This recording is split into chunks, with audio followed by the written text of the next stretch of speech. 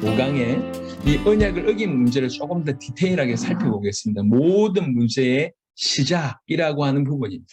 하나님의 형상대로 인간이 지음받았다고 하는 것을 창세기 1장 26절, 27절, 그리고 창세기 2장 7절을 통해서 이미 설명을 드렸습니다. 그런데 문제가 생기죠. 이 내용을 가장 잘 다루고 있는 것이 창세기 3장입니다. 어떤 문제가 생기는지 좀 보시면 창세기 3장 8절에 그들이 그날 바람이 불 때 동산에 거니신 여호와 하나님의 소리를 듣고 아담과 그의 아내가 여호와 하나님의 낯을 피하여 동산 나무 사이에 숨은지라. 하나님의 약속을 어기고 나서 하나님의 음성을 듣고 나서 숨는 일이 벌어집니다. 뭔가 문제가 지금 일어납니다. 창세기 3장 10절에 이르되 내가 동산에서 하나님 소리를 듣고 내가 벌써 숨으로 두려워하여 숨었나이다.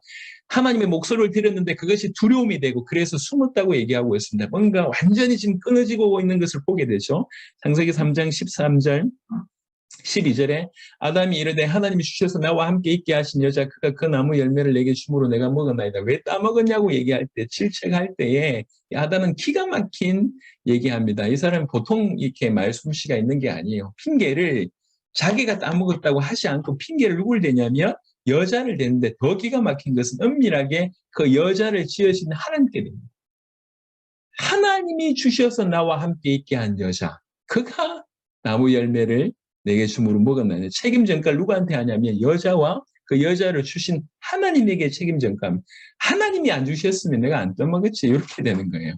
그러니까 이게 이제 변론을 지금 하고 있는 책임 전가를 계속 하고 있습니다. 창세기 3장 13절에 여호와 하나님이 여자에게 이르시되 네가 어찌하여 이렇게 하였느냐. 여자가 이르되 뱀이 나를 꿰물어 내가 먹었나이다. 이 또한 계속 그러니까 원래 하나님의 영광을 드러낼 인간들이 이렇게 심각한 뭔가 여기저기에서 문제가 생기는 것을 우리가 조금 흔적을 이렇게 볼 수가 있는 것입니다. 무엇보다도 창세기 3장 16절부터 24절에는 인간이 경험하고 있는 모든 문제의 요약이 이 안에 있었어요. 인간의 모든 문제가 여기서 들어온답니다. 일일이 다 설명할 수는 없겠고 그냥 싹 훑으면서 설명하면 16절에 또 여자에게 이르시되 내가 너에게 임신한 고통을 크게 더하리니 임신한 고통을 크게 더한다고 얘기합니다. 여러분 동물들 짐승들이 새끼 낳고 산후조리 하지 않습니다. 벌떡벌떡 일어납니다. 하지만 인간들에게는 유독 임신한 고통을 크게 더한다고 이게 있습니다. 이게 저주의 내용 중에 하나라는 것이죠.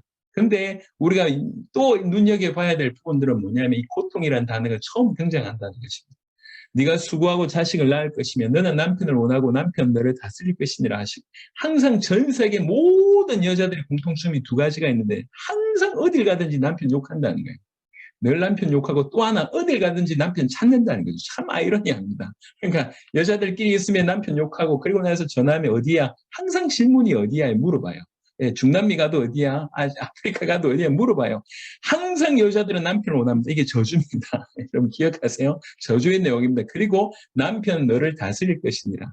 남편 지도 지 인생 간수 못하는데 이 인생이 여자를 다스리려고 하는 거죠. 여러분 그래서 정말 참으로 안타까운 것은 나이가 들면서 노년의 부부가 참 아름다운 사랑으로 하는 것보다는 의리로 살아가는 경우들이 사실 너무 많잖아요. 어쩔 수 없이 사는 경우들이 많지 않습니까? 여러분 전 세계 가장 심각한 문제는 환경 문제가 아닙니다. 전 세계 공이 가장 심각한 문제를 뭘로 보고 있냐면 청소년 문제로 보고 있습니다. 청소년 문제는 어디에서 나옵니까? 가정에서 나옵니다. 가정 문제입니다. 이 가정 문제가 청소년 문제, 사회 문제 모든 것의 배경이라고 볼 수가 있습니다. 이게 바로 그런 부분을 언급하고 있습니다. 그 다음 구절을 보시면 아담에게 이르시되 네가 네 아내의 말을 듣고 내가 너에게 먹지 말라 한 나무의 열매를 먹었은즉 땅은 너로 말미암아 저주를 받고 땅이 저주를 받습니다. 왜 그렇습니까? 인간이 만물의 대리통치자 피조물의 왕적인 역할을 하기 때문에 대표자 역할을 하기 때문에 그 인간이 저주받은 것이 그대로 땅에게 연결됩니다. 그래서 어떻게 되냐면 이제 땅은 너로 말미암아 저주를 받고 너는 평생 수고하여 그 소산을 먹으리라. 땅이 너에게 가시덤불과 은근키를 낼 것이라. 내야 될 것을 내지 않고 딴 것을 내게 됩니다. 땅이 오염되기 시작하는 거죠. 이 땅이 오염되기 시작하면 그것이 이제 자연의 문제가 되고 그것이 환경의 문제가 되고 그 환경의 문제는 질병으로 와질 수 있습니다. 또 무엇보다도 평생에 수고하여 그 소산을 먹으리라. 이게 뭡니까? 이게 전 지구적으로 지금 벌어지고 있는 경제의 문제라고 얘기할 수 있습니다. 네가 흙으로 돌아갈 때까지 얼굴에 땀을 흘려야 먹을 것을 먹으리니 지금도 마찬가지입니다. 전 지구상의 경제의 문제입니다. 여러분 창세기 3장 타락 이전에도 인간은 일했냐? 일했습니다. 창세기 2장에 보면 땅을 경작했다는 내용이 나오는데 그 땅을 경작했다는 그 내용 자체가 제사장이 하나님께 예배드리는 그때 쓰는 단어하고 동일한 단어를 사용하고 있습니다. 그래서 타락하기 이전에 인간은 먹고 살기 위해서 경작한 게 아니에요. 하나님께서 허락하신 것들을 관리하고 하나님께 영광 돌리기 위해서 일을 했는데 타락한 이후에 인간은 먹고 살기 위해서 일할 수밖에 없는 존재가 되었습니다. 전 지구적으로 경제의 문제가 이래서 온 겁니다. 그리고 나서 흙으로 돌아간다고 얘기합니다. 이게 무슨 문제죠? 이게 죽음의 문제입니다. 흙으로 돌아갈 때까지. 그리고 아담이 그의 아내 이름을 하와라 불렀으니 그는 모든 산자의 어머니가 됨이니라. 여러분 희한합니다. 하와를 만든 이후에 지금까지 적지 않은 시간이 흘렀어요. 근데 이름을 안 지어줬어요. 근데 이름을 지어줄 때 어느 때 이름을 지어주냐? 딱 타락하고 나서 이름을 지어줘요. 우리가 조금 생각해 볼 것 중에 하나는 뭐냐면 이름을 짓는다는 게 뭐죠? 정복한다는 의미가 있지 않습니까? 예, 한번 생각해 볼 필요가 있습니다. 그리고 이 사람이 모든 산자의 어머니입니다. 그래서 그 이후에 모든 산자들은 이 아담과 하와의 그 범죄를 그대로 지니고 태어나는 원죄의 어떤 성향 가운데 태어날 수밖에 없는 부분으로 볼 수가 있습니다. 이게 어떤 이렇게 영적인 어떤 유산이라고 해야 될까요? 유전이라고 해야 될까요? 생각해 볼 필요가 있습니다. 여호와 하나님이 아담과 그의 아내를 위하여 가죽옷을 지어 입히시니라 처음에 나와져 있는 복음의 예표입니다.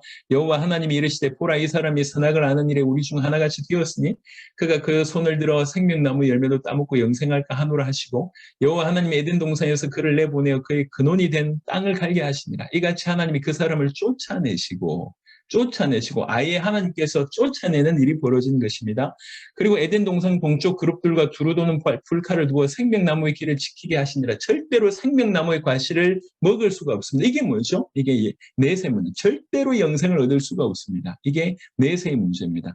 그래서 창세기 3장 16절부터 24절은 인간이 경험하고 있는 모든 것을 그냥 적나라하게 요약해서 정리한 그런 부분이라고 볼 수가 있습니다. 왜 이런 문제가 생길까요?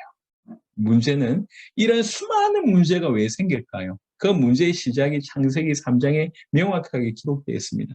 창세기 3장 1절에 그런데 뱀은 여호와 하나님이 지으신 들짐승 중에 가장 강교하니라. 뱀이 여자에게 물어 이르되 하나님이 참으로 너에게 동산 모든 나무 열매를 먹지 말라 하시더냐. 이 뱀이 등장해서 하와를 먼저 이제 꿰매 이렇게 빠뜨린 일이 벌어지죠.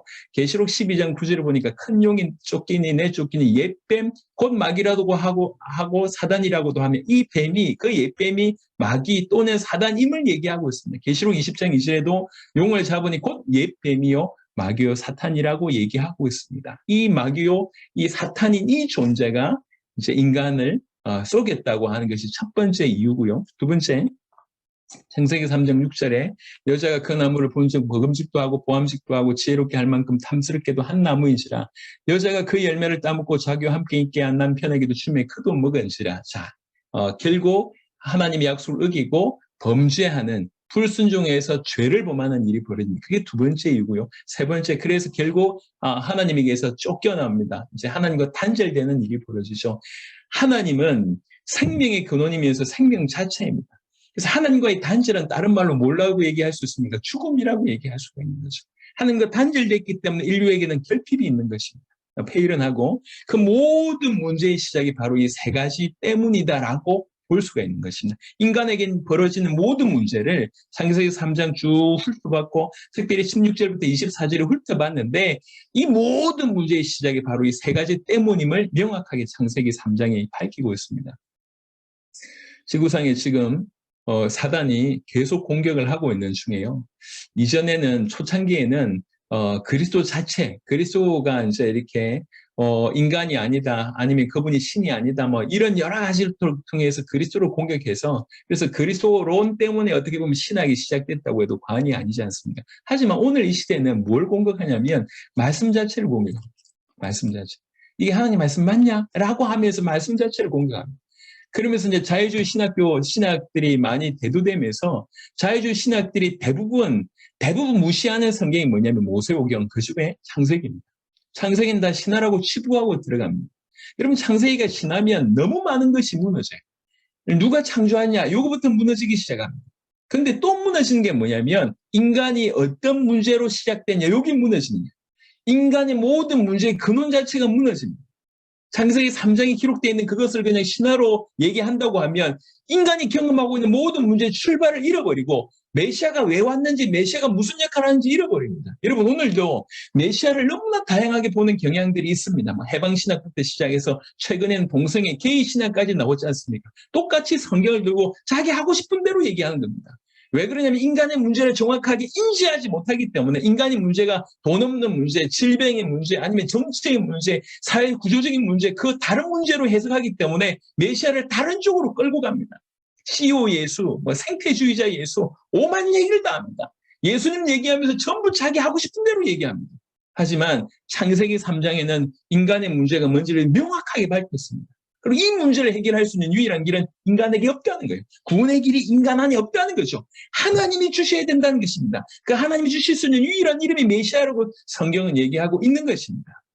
그래서 창세기 3장을 통해서 이 세 가지 문제가 가장 근원이다. 그리고 그런 건 상관없이 이제 이렇게 그날 오신 분들에게 결론적으로 창세기 3장 15절 처음부터 주신 해결책이 내가 너로 여자와 원수가 되게 하고 네 후손도 여자의 후손과 원수가 되게 하려니 여자의 후손은 네 머리를 상하게 할 것이요 너는 그의 발꿈치를 상하게 할 것이니라 하시고 처음부터 여자의 후손으로 오실 이 메시아를 얘기했습니다. 이 메시아만이 우리를 구원하실 수 있는 유일한 길이죠. 모든 문제의 시작입니다.